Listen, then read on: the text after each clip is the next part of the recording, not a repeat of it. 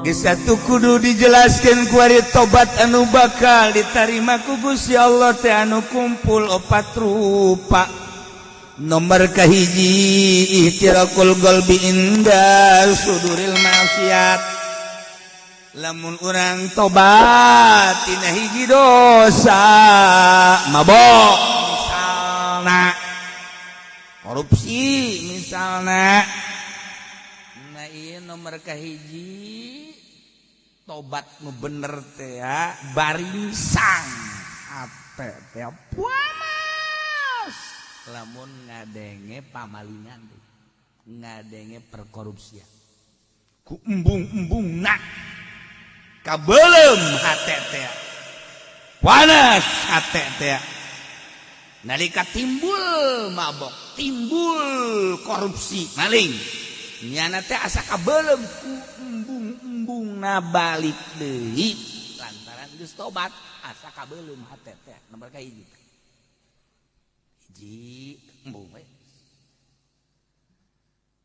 teu hayang boro-boro aya jang nu dikorupsina keur eueuhna geus embung ngadenge doang geus capek berarti geus bener teu hayang hiji.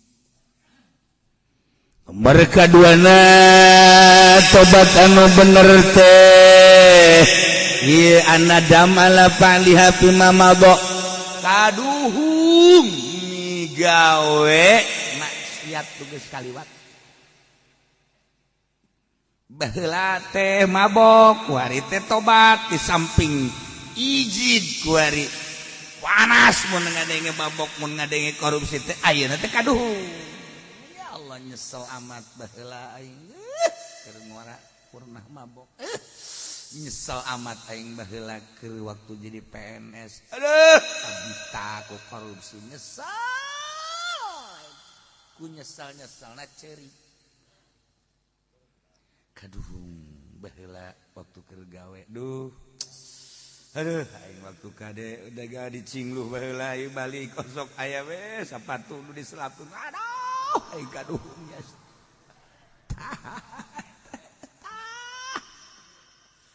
ku hari teh cerik kunaon ngaji cerik bae aduh baheula waktu dagang di Jakarta Masya Allah kari timbangan dikurangan nu batur dicokot di kaduhung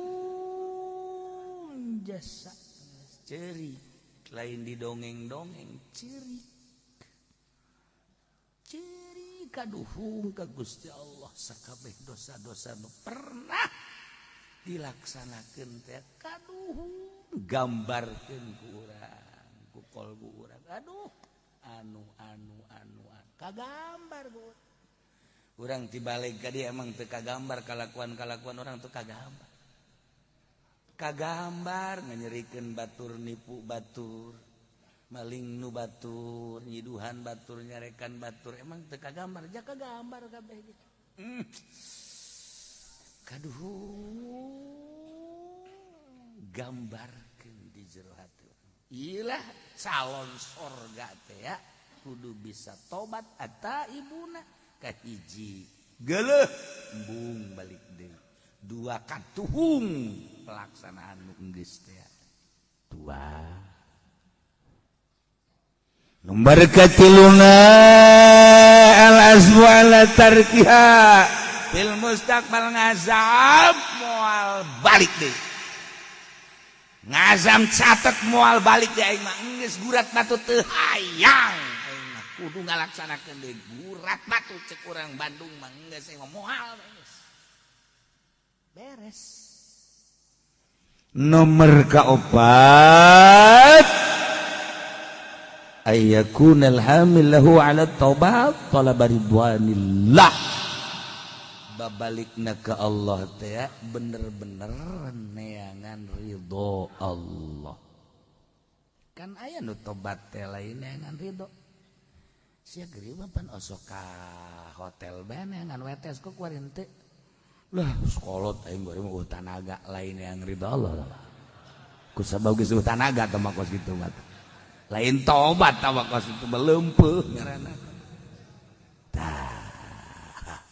sia kan biasana sok mau jablay bae wae ka jangan cici kupak suka panggil sia eta kok sia mah kuari henteu atuh kuari teu kumaha tuh pan jablay teh kudu dibayar tolong namun bayareun atuh keur ieu mah aing pandagang limbah kumaha ge kuaing kabeuli kuari teu aing eureun ge aing mah jang meuli bae lain tobat tah nu kos kitu mah ngaranna rarang sadan lain tobat tah nu kos kitu mah Aisyah kieu mah sok ngomong jablay bae aing pan nyaho beus kieu mah teu ngarti kidul kok kuari henteu heh saya emang teu nyaho emang kunaon bobogan aing na ieu teu daek gudang goblok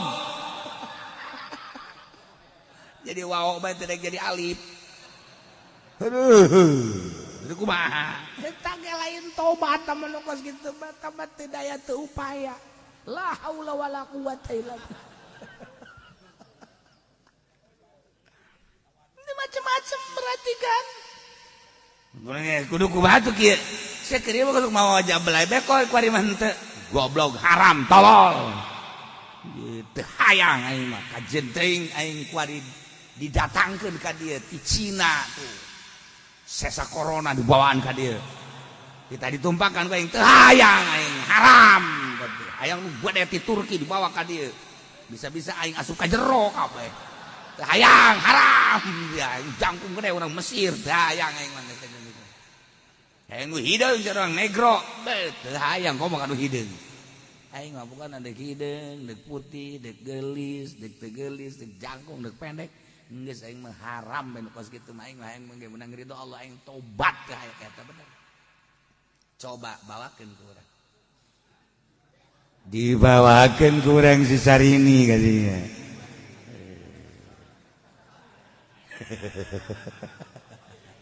Ji, ceknya lumayan. Oke, ya. Masih kena di toilan kene goblok teman tuh gitu. Tobat teu opat karak ata itu. Jelas teman tobat teh ulah cara jelema nu ngalahirkeun. Ngalahirkeun gapan oh mah tobat. Wali deui tobat. Aduh jeri. Wah sakampung nyaun kabeh. Aduh tobat baldei deui borosot we keluar geus beres 3 bulan reuneuh deui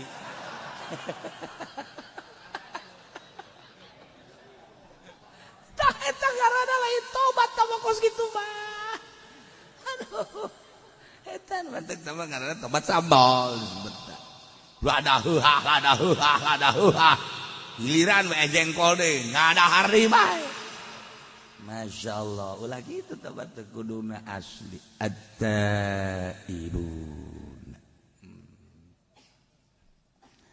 malah tobat teh aya 3 rupa hiji tobat fil Islam 2 tobat fil iman 3 tobat fil ihsan Masya Allah geus tobat fil Islam tobat dina urusan zahir urusanana fikih tobat fil iman urusanana batin urusan akidah tobat fil ihsan urusanana urusan sir eta mah bagian ihsan anta abudallah ka annaka tarah wa illam takun tarah ka annahu yarah Islam iman ihsan kudu belajar abeh bisa moal bisa mun teu belajar naik sepeda ge ngolong heula baheula mah mantes ngolong ngabatang geus ngabatang karak nyadol baheula mah kitu ya sepeda leutik kan baheula mah ngolong bae ge kudu kena jari-jari heula eta belajar kan geus belajar heula engke bisa ke ahli tobat kitu urang belajar tobat heula abeh bisa ke geus bisa karak ahli Masya Allah tobatan heula Islam urang mun bener-bener hayang meraih surga at-taibun tobatan kurang dina Islam zahir tobat dina zahir Islam urusan mata urang teh kapan urusan deuleu tama zahir ngaranna apan aya aturanana nu meunang di deuleu jeung nu teu meunang di deuleu ketika anu diharamkeun ku Gusti Allah teh pan teu meunang di deuleu kaya ning aya dada raja nyingkap saeutik ping anu putih teh rada nyingkap saeutik malah bujalna nu dotonna teh kadeuleu eta pan haram di deuleu teh nu geus kitu teh haram teu kudu dibahas di DPR sebenarnya mah lamun urang make aturan syariat teu kudu tapi atuh jeung masing-masing teu meunang di deuleu jusi awewe na gede make pakaianana tuh kudu make aturan syariat ulah sok make anu nyepet jasa sakumaha leupeut di deuleu dihareup jeung di tukang LTP teu beda jeung leupeut buatan kawaron nyepet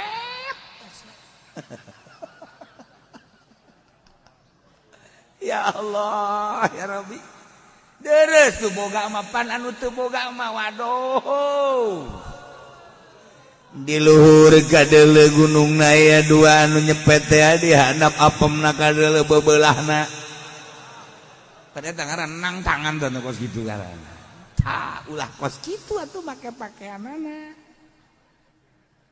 geus we tuh urang mah make pakaianana kos barongsai sanu rek ngeuleuh. Nah, si hade mata, si hade celi, kade irung, kade lisan, kade leungeun, rugap-ragap, kade lengkah, zahir. Di samping eta wuduna, nu bener, salat nu bener, perzohiran. Ya Allah, ya Rabbi, tobat.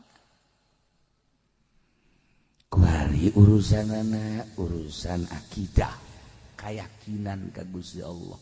Derajat manusia tergantung kumaha keyakinan-keyakinanan. Didinyalah nguji derajat. Urang boga keyakinan teh Pangeran teh Gusti Allah anu ngaturkeun sagala rupa rizki teh geus diatur ku Gusti Allah. Dina Al-Qur'an wa ma min dabbatin fil ardi illa 'ala Allahi rizquha.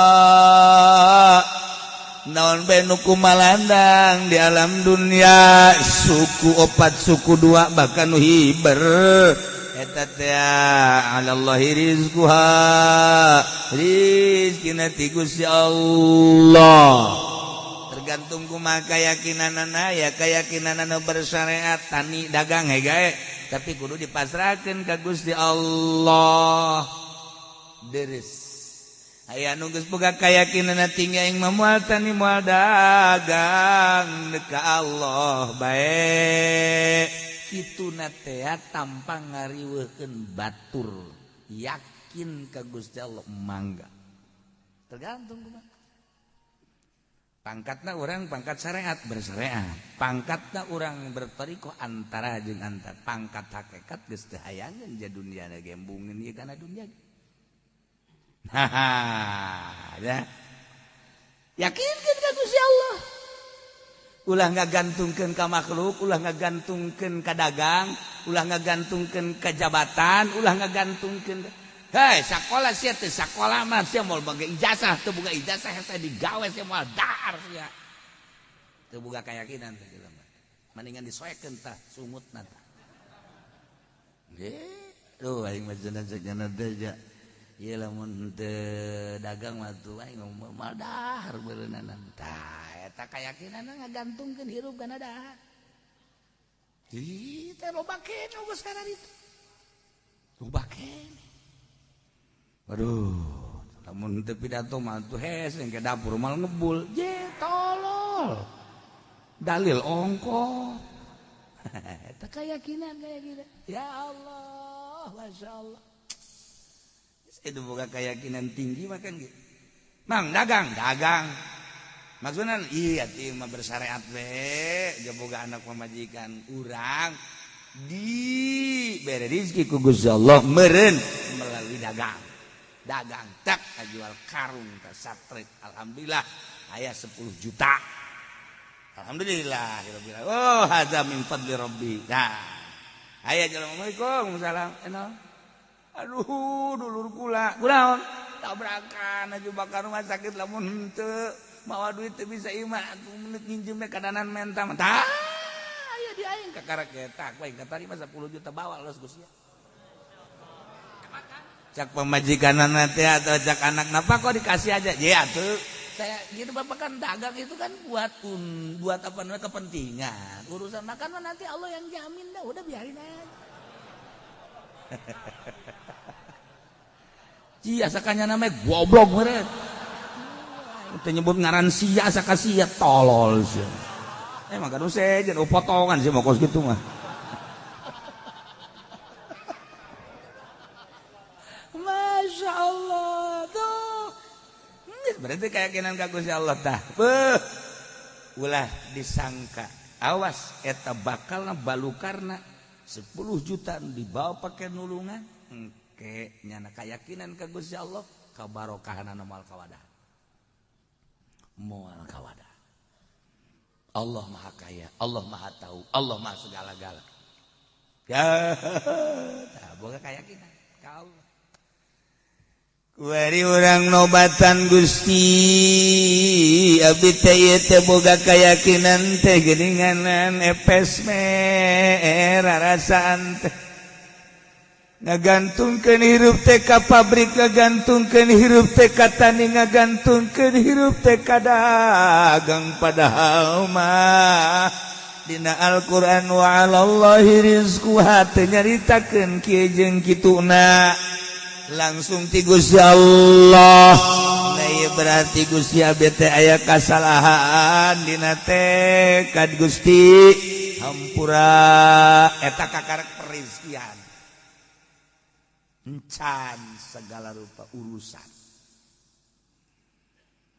urang teh ada kudak ti peuting barang udang poek dekat cai aya nu kulut terkeletrek we teu boga keyakinan tah lah aing daripada engke paeh neuleuh ka mangmang aing paeh neuleuh genderuwo lah aing mah mending ulah tahajud teu boga keyakinan tah jelema kos kitu eta kudu ditobatan teh kos kitu kudu ditobatan borangan boro-boro titah di medan laga ngalawan kunti anak bae teu berani tobat berbagai-bagai dan berbagai-bagai urusan aku kuari goplah ibadah teh urang mah pinuh kuria we hayang kalem ku masyarakat hayang katangin ku anak incu we Gusti Allah teh eleh ku makhluk eta kapan teh isa negarana encan lempeng teh geus tobatan eta carita global rincianna masyaallah panjang kula osok ngajelaskeun jelas tobat teh dina Islam iman ihsan tobat sadaya-daya Gusti abdi teh nu Gusti teh tadina eueuh kuari aya diayakeun aku Gusti berarti abdi teh nu Gusti kuari aya abdi hirup-hirup teh nu Gusti abdi bisa bentak ieu bentak teh nu Gusti abdi bisa denge-denge teh nu Gusti abdi bisa ambekan napas nu Gusti dibere rasa ku Gusti teh asin amis peuheur pait rasa eta teh nu Gusti abdi bisa ngaragap ka rasa ieu teh nu ipis nu kandel nu heuras anu lemes ieu teh nu Gusti rarasaan teh lempang kitu keneh tapi geuning Gusti sok diaku nu abdi we teh hirup teh Gusti masih keneh di aku keneh we gua abdi mata nu abdi ceuli nu abdi kulantara di aku atuh ngagunakeun teh sakahayang abdi be dosa Gusti abdi teh.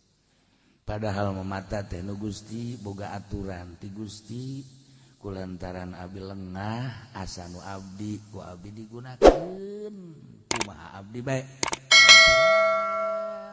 Gusti tina kasalahan mata abdi sok usulkeun ka Gusti ngaranna tobat.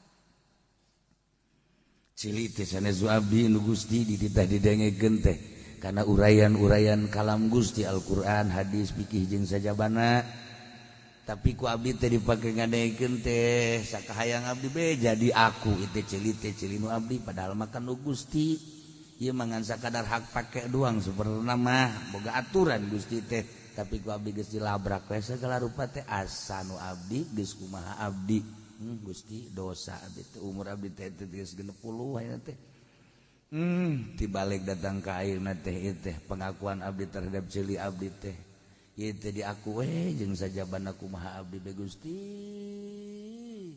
Mulai ayeuna mata abdi ceuli abdi terek dikagustikeun sesuai jeung aturanana hampura Gusti tobat. Tobat ngaranna kos kitu. Tak, ayo geura tobat. Ya Allah, abdi Gusti baheula keur ngora ngaranna ge keur ngora Gusti diajak ibrag-ibragan ku babaturan teh. Kabeneran atuh fasilitas rada aya, abdi teh pernah we bobogohan jeung si anu. Harita teh Gusti can dikawin ku abdi teh tapi ku abdi teh diusapan. Diusapan teh lain sakadar diusapan malah mandi kekerewek. Abdi teh hajunya nadaekeun ongkoh deui. Gusti ieu teh meureun ka jurung ku nafsu teh we baheula teh Gusti Maha Uninga panghapuskeun Gusti dina tulisan malaikat abdi teh dosa moal Gusti balik deui ka urusan ku sahampura Gusti. Mun eta hadun teh dihampura ku Gusti meureunnan cukup jang ngojai di neraka urusan-urusan paharaman kos kitu hampura Gusti. Terus minta hampura datang ka ceurik urang, datang ka ceurik urang. Tobat teh datang ka ceurik. Iraha urang yang ceurikan dosa iraha? Hayu tanya. Awak urang pernah urang ceurik yang ceurikan dosa encan? Encan urang. Orang paling ngejek cerik tanya ku bisa kurang cerik sedih anak lebaran itu bukan duit makanya ngikeren ini aduh sabrol-brol kudu ka rumah sakit bayar pidana gua nu kitu dijengcerikan goblok urang. Nah urang mah cerik teh nu kitu. Atuh si kurang aja cerik we. Karung di bawah batur. Aing mah bagian di bawah ku batur na bae nu nyaho ke bagian untung masih terus bebeja goblok. Urang mah teu pernah cerik-cerik. Satu. Rahat ora. Mandi, wudu, salat, Allahu Akbar. Salat sunat li qadil hajat rakaatin Allahu Akbar. Beres. Ya Allah ya. Gusti alhamdulillah abdi teh masih keneh dibere umur ku Gusti duikeun ka ayeuna. Tur dibere sehat. Tapi Gusti nu karasa ku abdi ieu ti ngora datang ka ayeuna. Abdi teh can sesuai jeung aturan Gusti. Abdi ayeuna lamun teh ama Gusti ieu terus bae hirup saperti ki ibrag-ibragan jeung ahli-ahli maksiat. Meureunnanan abdi teh ieu teh bakal jadi areng neraka. Tah nu mantak abdi teh ayeuna teh ieu teh nyanggakeun sadaya-daya ka Gusti, ayeuna abdi teh bade tobat. Gusti tidak sakabeh dosa bumi ka langit luhur Gusti pernah ngitung-ngitung dina ayana kita teh urusan ahli palak tapi meureun dosa abdi teh lamun teh mah dibuktikan nyundul ka langit pinuh dosa abdi tapi Gusti bahkan maha hampura tataan urang dosa-dosa urang urusan-urusan baheula Gusti abdi bergaul di partai abdi teh baheula teh kungsi Gusti ilu ibrag-ibragan dina Golkar nyaho Golkar joret teh barang ngaji ka Cilongok bae horeng Golkar teh tolol boloon ade nyaho PDI teh bener teh ngalaksanakeun horeng agamaan di jerona abdi teh baheula teh kungsi ka gusur-gusur di PDI abdi teh baheula teh kungsi ilu segala dipan segala beureunan teh duit teh balalener teh Gusti paingan teu bisa dibawa ibadah hampura Gusti mun kira-kira aya di nu gede mah abdi teh ieu teh terus siapa sok juga lantur goblok keur tobat ulah Gusti hampura perduita abdi teh baheula teh pernah jadi nagarawan Gusti cak batur mah abdi teh kabag naon kabag aing nyaho ngaran teh nyaho rupa nah Gusti ngaran-ngaran abdi kepala bagian Gusti meureunanan duh eta teh anak buah teh tah salah letor ka abdi teh teu pisan teh abdi teh kudu setor ka bupati ieu mah lain rahasia hampura Gusti mantak ngeunah teh jadi bupati teh eta teh kapan salah letor ka manehanana eta teh dianggap bid anu sunah nu wajibna mah lain eta emang aya nu sunah nu wajib sambalaya Gusti abdi teh baheula teh jadi polisi aduh berat jadi polisi teh Gusti tapi abdi barang jadi Kapolres harita teh ya Allah ya Rabbi kos di sorga hirup teh lantaran dihitung aya sabaraha polsek kapolsek teh kapan kudu setor ka abdi teh pamentak diberean ku abdi teh kartu-kartu jang nyatetan motor anu katangkep teh naon teh ngaranna tilang sedengkeun abdi pan instruksi kapolsek sia mendek nilang deuk teh nu penting mah jatah aing sampai sakitu emang teh kitu-kitulah encan lapor-lapor kerjaan nu sejen encan nu sejen kegiatan-kegiatan beuh amis jadi Kapolres mantap pada harayang ge jogok 100 200 300 400 juta mah jadi Kapolres teh atuh sabulan ge kapulangkeun dunungan tah emang kumaha gitu nah iyalah abdi Gusti baheula teh jadi Kapolres meureun kumaha jadi Kapolda cacak-cacak jadi Kapolres geus kitu nah ieu meureun dosa Gusti abdi teh ya Allah ya Rob Gusti hampura Gusti ulah kabawa ka akhirat abdi mun teh abah kudu dibalik-balikeun deui insyaallah kalau dibalik-balikeun deui ngan meureun teu kanyahoan nu sasahana ieu mah geus ditobatan we Gusti awet ceurik teh jadi polisi teh eureun jadi polisi ceurik ieu mah jadi polisi lain ceurik Pak siapa yang mau memperdayakan lagi ya saya kan masih muda tenaga masih kuat andai kata jadi satpam juga siap lagi saya goblok deuk iraha eureunna meureun teu budak iraha tobatna sok tobatan atta ibunda masyaallah cik ahli usul fikih mata ibuna teh jama kebenaran mu'arab bil alif wal lam geus yufidul umum jadi atuh nobatan teh tina sakabeh dosa ketika ditaksis ku Imam Jalaluddin make tafsiranana minasyirki wan nifaqi nah ieu teh berarti kan aya maksud tertentu padahal mah bahasa ataibuna macet tadi ge ieu teh umum geus tina seluruh dosa digilekeun ku Imam Jalal minasyirki wan nifaq. Kok kunaon eta?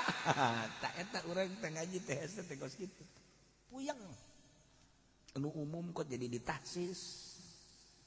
Nah, kulantaran anu tadi teh horeng geus diawali. Jelema anu tobat eta adalah al mukminun. Mukminun anu iman ka Allah ai gegedena dosa teh horenganan teu iman ka Allah geus dipunggal we langsung minasyirki wan nifaq.